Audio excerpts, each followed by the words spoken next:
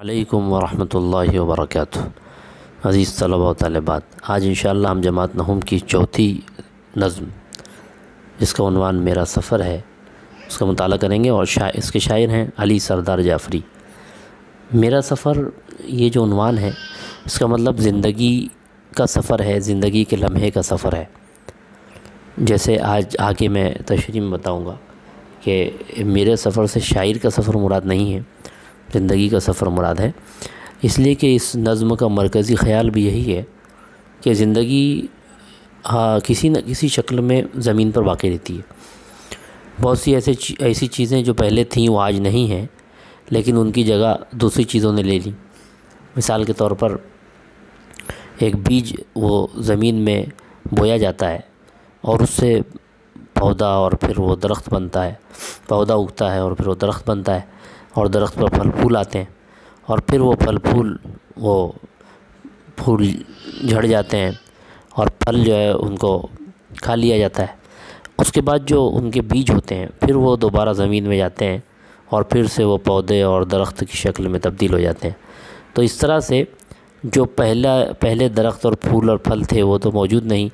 لیکن وہ جو بیج تھا وہ پھر سے زمین میں گیا، اسی پھل کا بیج، اور پھر اسی سے نئے پودے نئے درخت وجود میں آئے۔ تو یہ ایک سلسلہ ہے، زندگی کا سلسلہ جو چلتا رہتا ہے، زندگی کسی نہ کسی شکل میں باقی رہتی ہے۔ تو یہ میرا سفر کا موضوع بھی یہی ہے کہ زندگی کسی نہ کسی شکل میں زمین پر باقی رہتی ہے۔ علی سردار جعفری جو تھے اصل میں یہ ایک ترقی پسند شاعر ہیں، یعنی ترقی پسند تحریک جو 1935 میں شروع ہوئی تھی اس سے یہ جڑے ہوئے تھے، اور ان کی پیدائش یوپی میں جو بلرام پور ہے وہاں پر 1913 میں ہوئی، اور دہلی، لکھنؤ، علی گڑھ یہاں انہوں نے تعلیم بھی حاصل کی۔ اس کے علاوہ اردو، فارسی اور انگریزی ادب کا گہرا مطالعہ کیا۔ اردو، فارسی، انگریزی ان تینوں زبانوں کے ادب پر، ان کے لٹریچر پر ان کی گہری نگاہ تھی، اور وہ اپنے زمانے کی مشہور ترقی پسند ادبی تحریک کے علمبرداروں میں سے تھے۔ علمبردار کسے کہتے ہیں؟ جھنڈا اٹھانے والا،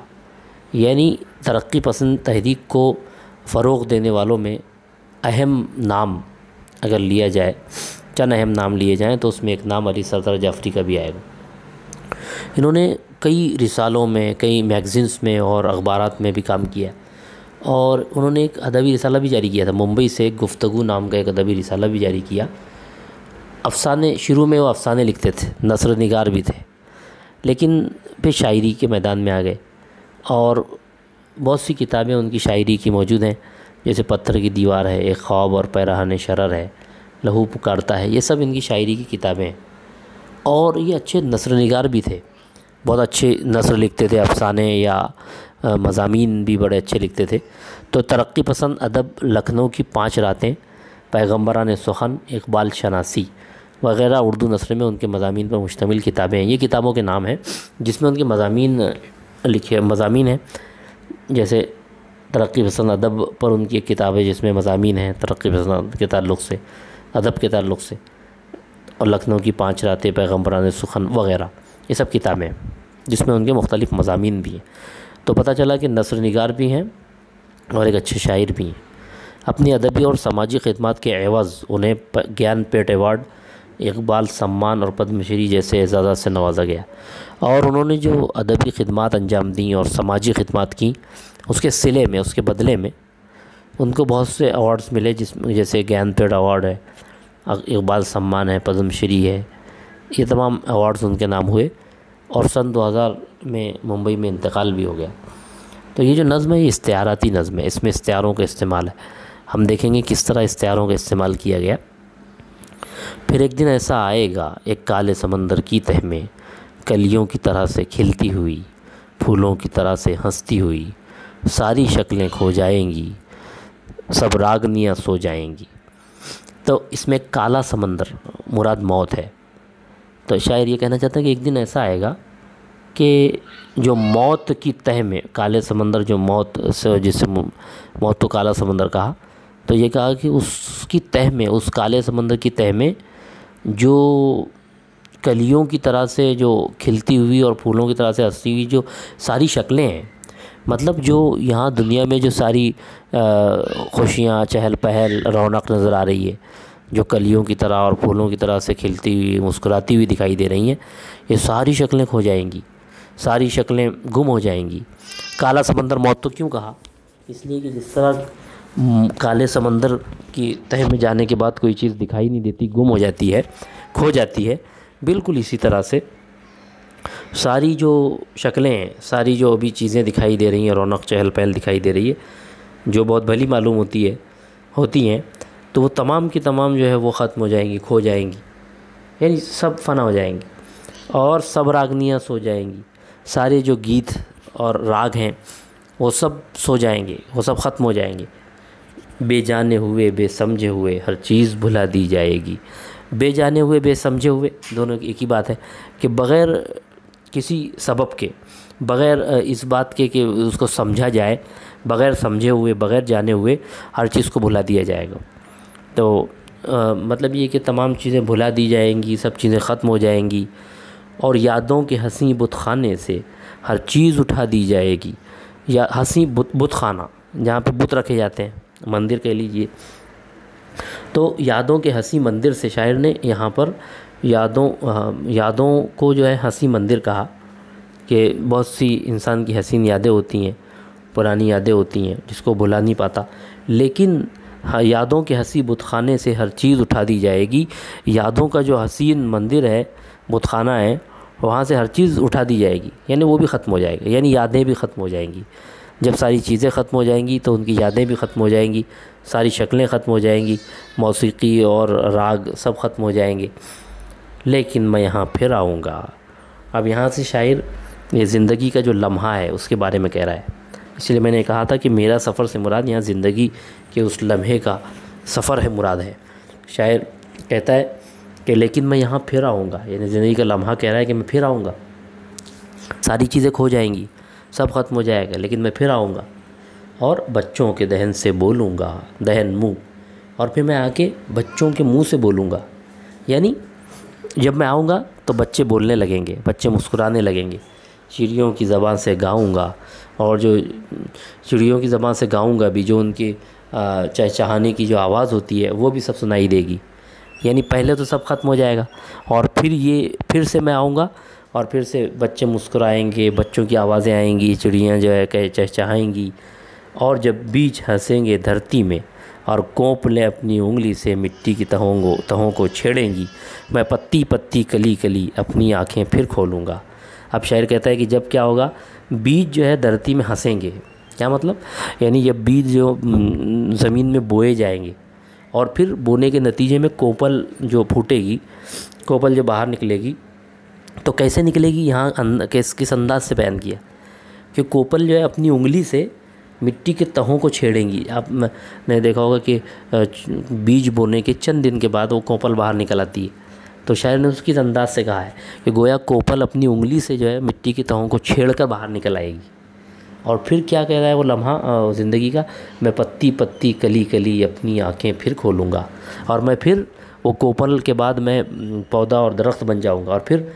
ہر پتی اور ہر کلی میں ظاہر ہو جاؤں گا، اور پھر اپنی آنکھیں کھولوں گا۔ مطلب یہ کہ ایک درخت اور ایک پودے کی شکل میں ظاہر ہو جاؤں گا، اور سرسبز ہتھیلی پر لے کر شبنم کے قطرے تولوں گا، اور پھر میں ہرا بھرا ہو جاؤں گا۔ تو اس کو کہا شاعر نے سرسبز ہتھیلی، یعنی وہ جو اس کے جو درخت کی شاخیں ہوتی ہیں اس کو ہاتھ کی طرح کا، آپ نے دیکھا ہوگا کہ وہ ایسا لگتا ہے کہ کوئی ہاتھ پھیلایا ہو اگر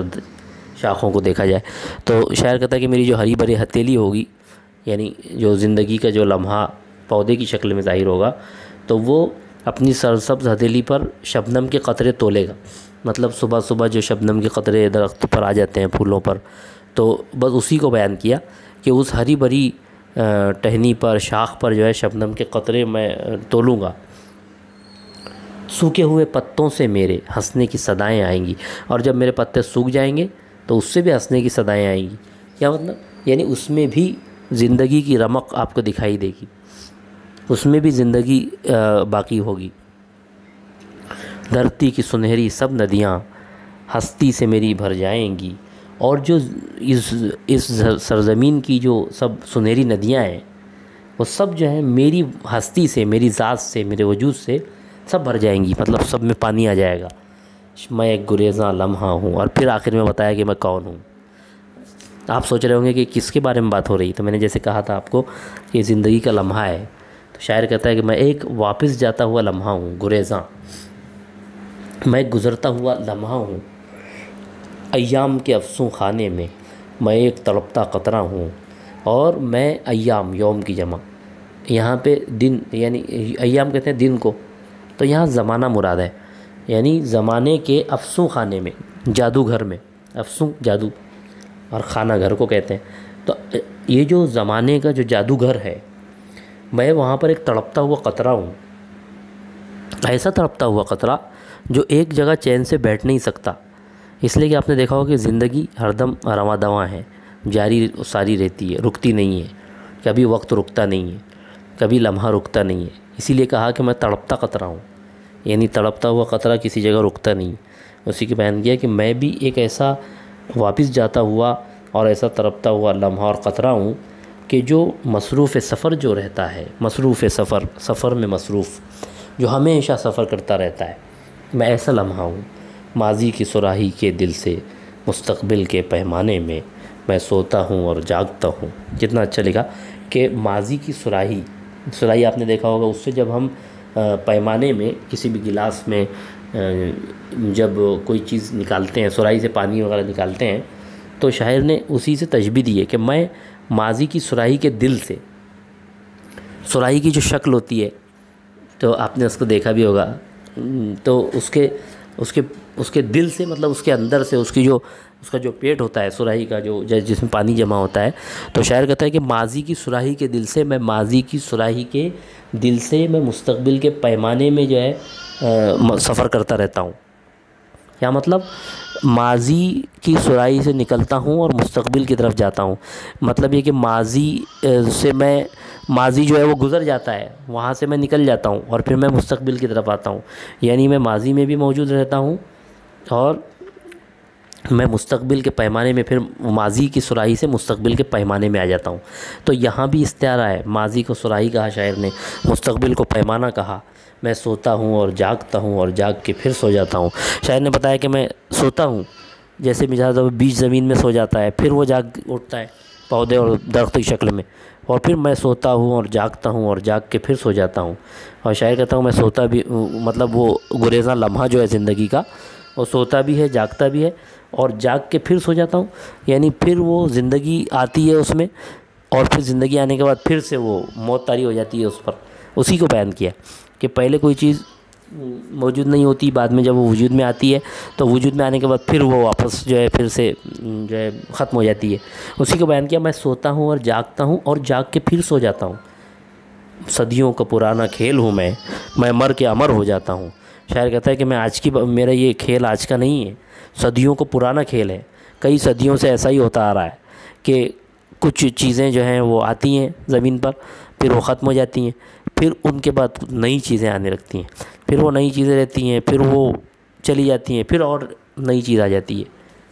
تو اسی کو کہا صدیوں کا پرانا کھیل ہوں میں کئی صدیوں سے یہی میرا کھیل ہے، میں اسی طرح جو ہے آتا ہوں جاتا ہوں، میں مر کے امر ہو جاتا ہوں، اور میں مرتا ہوں اور مر کے امر ہو جاتا ہوں۔ امر جس کو موت نہیں آتی، میں مرتا تو ہوں لیکن اس کے بعد میں ایسا ہو جاتا ہوں جو جس کو کبھی موت نہیں آتی، یعنی میں امر ہو جاتا ہوں، یعنی مرتا تو ہوں لیکن پھر سے واپس آ جاتا ہوں، زندہ ہو جاتا ہوں۔ تو اس طرح سے یہ علی سردار جعفری کی نظم ہے، جس میں انہوں نے زندگی کے سفر کو بیان کیا اور یہ بتانے کی کوشش کی کہ زندگی میں بہت سی چیزیں وجود میں آتی ہیں اور پھر وہ چلی جاتی ہیں، کالے سمندر کی تہہ میں موت کے آغوش میں چلی جاتی ہیں، اور پھر نئی زندگی نئے سرے سے ہمارے سامنے موجود ہوتی ہے۔ تو یہ میرا سفر جو نظم آپ کے سامنے پیش کی گئی، امید ہے آپ کو نظم سمجھ میں آئی ہوگی۔